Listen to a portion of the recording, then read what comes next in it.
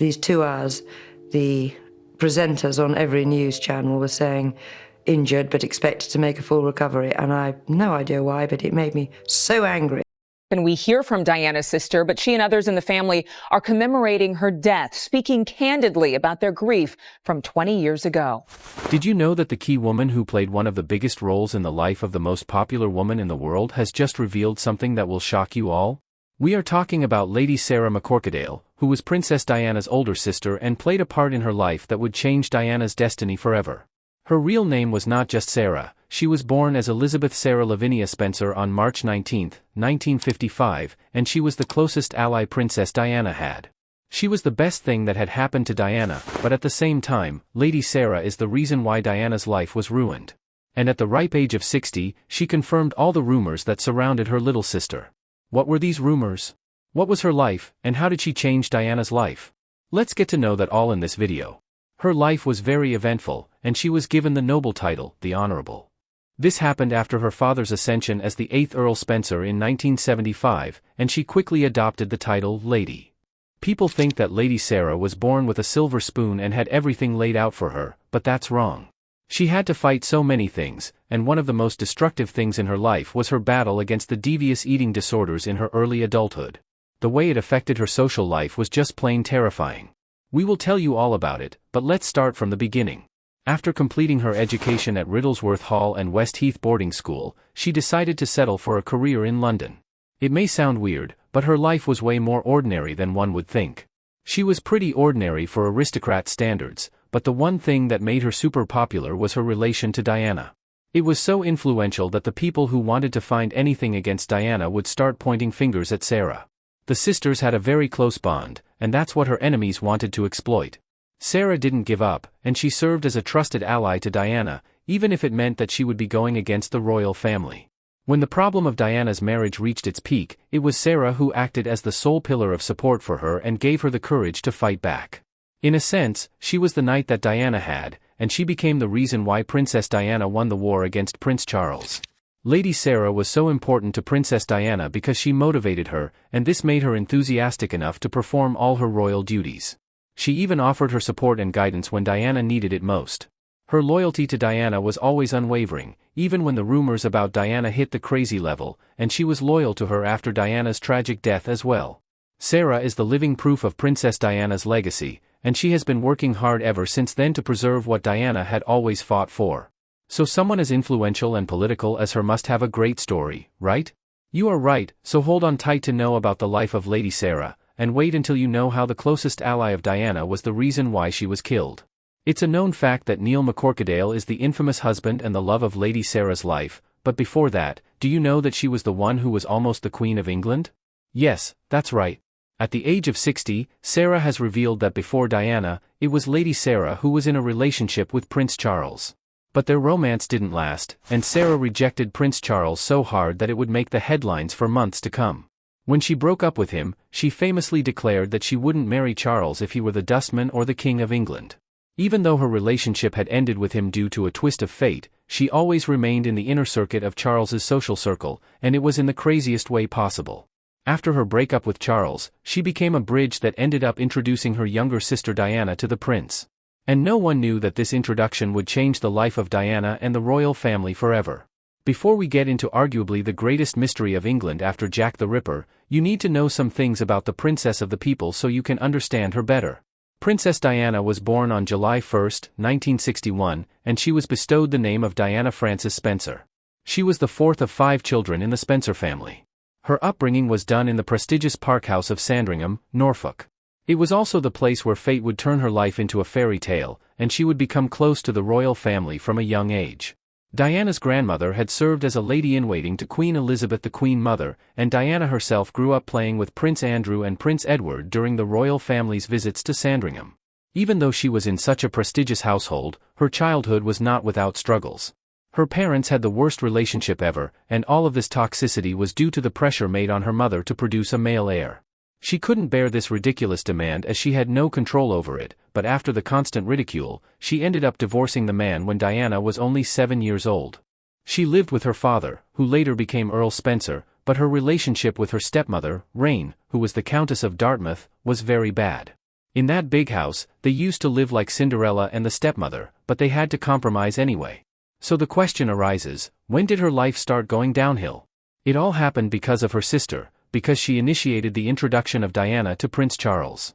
That happened in 1977. Even though she was just 16 years old, Diana was swooned over by Charles, who was 12 years her senior. The two began courting, and then things started going downhill. The biggest event in the world happened in 1981 when Diana and Charles got married, and all of a sudden, a lowly aristocrat was now at the center of global fame.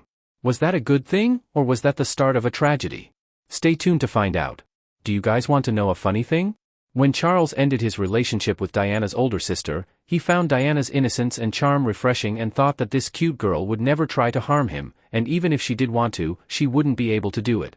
On the other hand, Diana, the 19-year-old girl, believed that Charles was the man of her dreams, her knight in shining armor, and the one who would always protect her. Pretty ironic, right?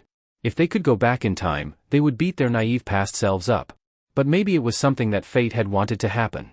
Their first meeting was pretty short, with Diana reportedly being unimpressed by Charles, who looked kind of melancholic. This was something that she said, but what was happening on the inside no one knew.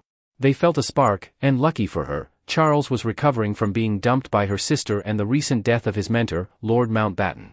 Diana had no other choice but to show him sympathy, and this ended up attracting Charles. Their relationship began to blossom slowly during a barbecue, and that's when the most unexpected thing happened. They were talking sweetly, and all of a sudden, Charles kissed her.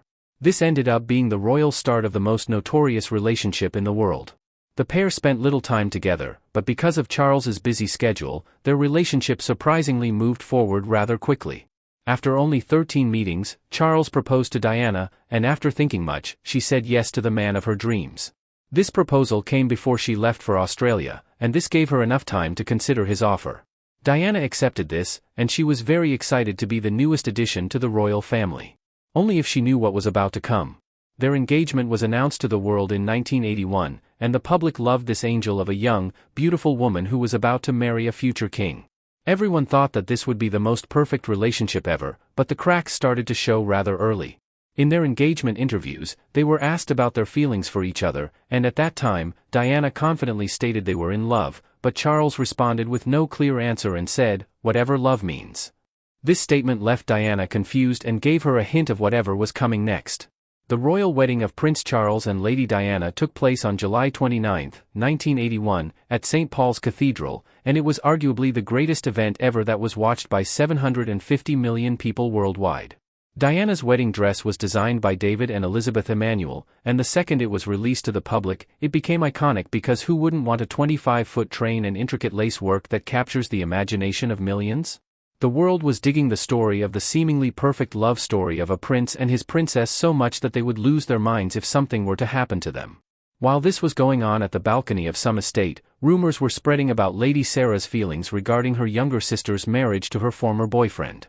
And even though Sarah publicly supported Diana and claimed to have played Cupid in their relationship, there were some alleged whispers of jealousy and resentment.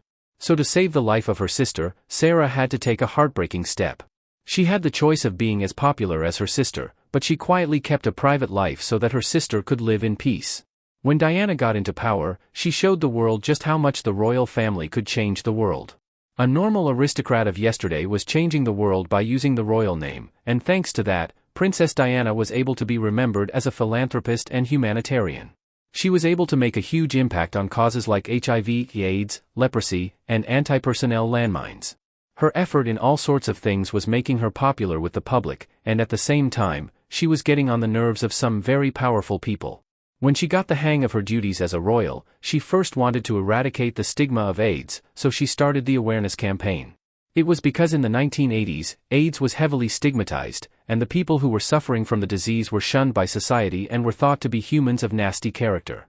Diana defied the fear and misconception surrounding AIDS by physically touching patients in 1987, and a simple action like this ended up making headlines worldwide. This simple but powerful gesture was enough to destigmatize the condition and bring attention to the need for love and support for those affected. She went on to become the patron of the National AIDS Trust and regularly visited the London Lighthouse, which was a center for HIV/AIDS patients. She was so popular and her efforts were recognized so much that she was allowed to meet with Nelson Mandela in 1997, where they discussed supporting children and families who are affected by HIV/AIDS.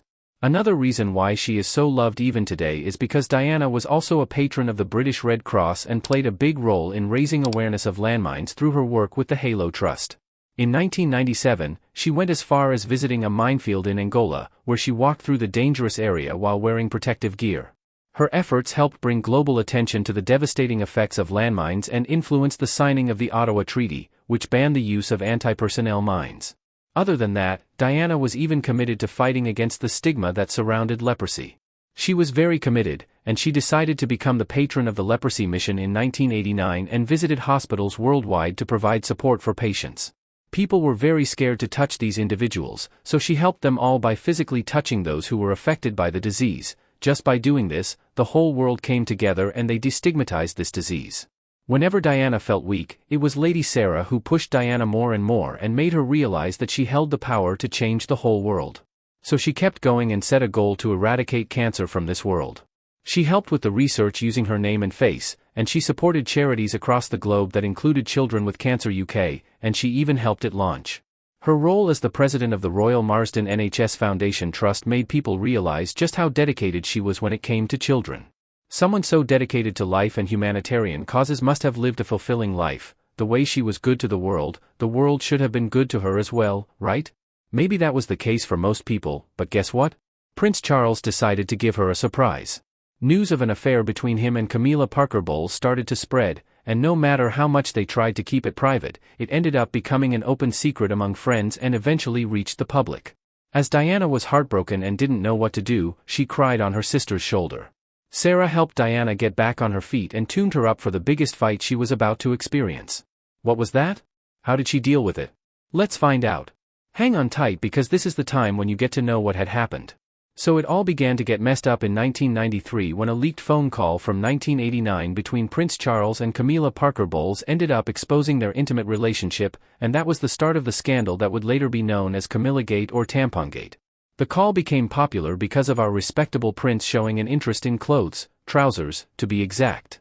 The call revealed the infamous comment of Prince Charles when he said that he wanted to live inside Camilla's trousers. This was very unbecoming of a royal member and this damaged his reputation severely. After a lot of pressure, Charles admitted in a televised interview with Jonathan Dimbleby that he had been unfaithful to Princess Diana once their marriage had irreparably broken down in 1994. And even though he did not mention Camilla by name, his implications narrowed the cause down conveniently. This confession destroyed his image even further. When Princess Diana said the most iconic line in the 1995 BBC interview, saying that there were 3 of us in this marriage, so it was a bit crowded, this aggressive statement of hers showed that she was done playing around. She was not scared of the royals, she was not Princess Diana because she was married to Charles. She was the princess because it was the title the public gave her. While this was happening, the public was out for the blood of the royal family. The only person that they were supporting right now was Diana. She remained beloved and admired for her grace, compassion, and philanthropic work. She was fighting for her honor, but after things got out of hand, the Queen stepped in and had her separate from Charles in 1992, and then they officially divorced in 1996. The only thing that she lost from this was her title of Her Royal Highness, and in return, she got peace of mind, a pretty good deal if you ask us. Diana then focused on raising their 2 sons, Prince William and Prince Harry, while she agreed to co-parent with Charles. Just when she thought she had gotten free from the clutches of the royals and when she wanted to live her life, tragedy occurred, which made the whole world mourn for her. She wanted to enjoy her life a bit, so she went on a vacation on a cruise where she was invited by a friend. She got introduced to her friend's son, Dodi Fayed, and something clicked. The 2 fell in love on that cruise and became close. But before we got to have any statements from the 2 of them, tragedy occurred. It all happened on August 31, 1997, and that was when the accident happened in the Pont de El Alma tunnel. Their car, which was being driven by Henri Paul, got out of control. They were in a rush because they were being pursued by paparazzi. When the car hit the pillar in that tunnel, Diana got severely injured alongside her partner, Dodi Fayed, and Paul died instantly after getting impaled from one of the parts that flew out. But Diana suffered a lot, and in the end, she passed away at 4 a.m. the following morning from her fatal injuries. Her sudden death shocked the world. Prince Charles, along with Diana's sisters Lady Sarah McCorquodale and Jane Fellows, traveled to Paris to bring her body back to England. At her funeral, Sarah gave a farewell speech that made everyone cry like a baby, and then her story was put to an end.